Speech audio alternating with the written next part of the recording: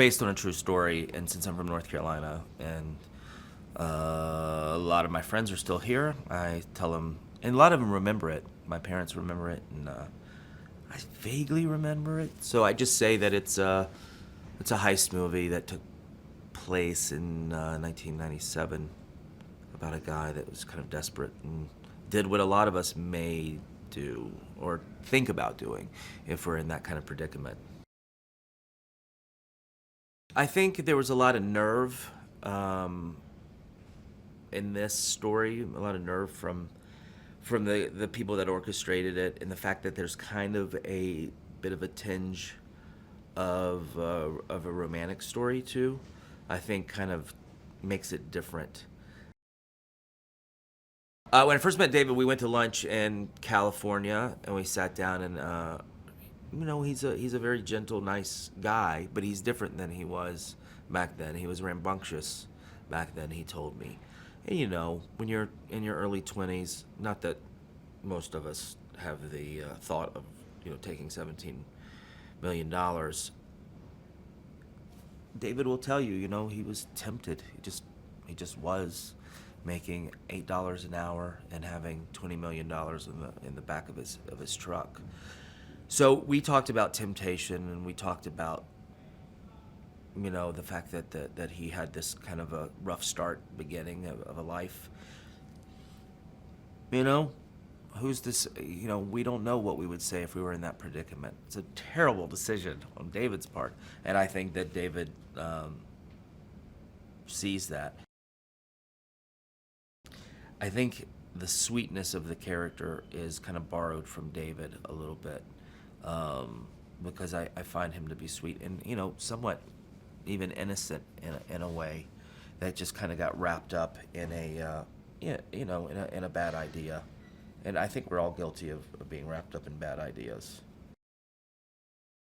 I think young men and women can be tempted by the opposite sex, sometimes the same sex, and it confuses things. And when the heart starts playing into it, then your rationale leaves. And I think that's what happened, is the heart and the passion overtook the common sense. I've known Kristen because I've worked with her before on other things, but I really got to know her working on this. She's the goofiest lady in the greatest way. She's so unafraid to try things. And I think Kristen brings she's a good actress, so a lot of comedians are seen as just being funny, but it's nice when they can, when you can see them do both. And I think working with Kristen was probably as far as working with another actor, I've never been more delighted. We clicked. Thank God, because it's the worst when you don't. I look at some of the wardrobe in this movie, and then I kind of go, oh, I wear those clothes sometimes still. Are they making fun of me? As a stand-up comedian, I think the best thing to do is just have a microphone and nothing behind you so people can concentrate, and I feel like that Jared does that. And he's also subtle, There's subtleties and small things. American comedies can be really loud and bad language, and that's people love it. I feel like that's becoming hacky now, all the cursing and stuff. Jared and I agree on that. We can make that. We can make jokes without in them. Kristen and I, we were working, I think, on 1 a.m, and people want to go home. They have kids to go to.